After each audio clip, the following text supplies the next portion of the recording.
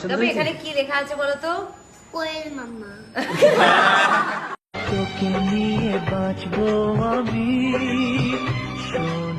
সব অভিনয় শিল্পী বলিউডে নিজেকে মেলে ধরার স্বপ্ন দেখেন, তবে সেই তালিকায় নেই টলিউড অভিনেত্রী কোয়েল মল্লিক। তিনি বলিউডের সুপারহিট সিনেমার প্রস্তাব ফিরিয়ে দিয়েছিলেন। তো ভিউয়ার্স, চলুন জেনে নিই কি কারণে তিনি বলিউডের সুপারহিট সিনেমার প্রস্তাব ফিরিয়ে দিয়েছিলেন।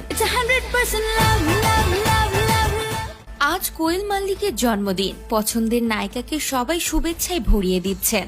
এখন সেভাবে অভিনয় না করলেও তার জনপ্রিয়তা একটুও কমেনি। তবে জানেন কি, কোয়েল মল্লিক বলিউডের সুপারহিট সিনেমার প্রস্তাব ফিরিয়ে দিয়েছিলেন।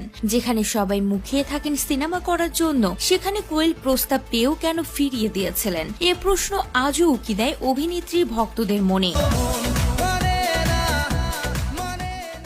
জানা গেছে, বলিউডের বিগ বাজেটের সিনেমার অফার পেয়েছিলেন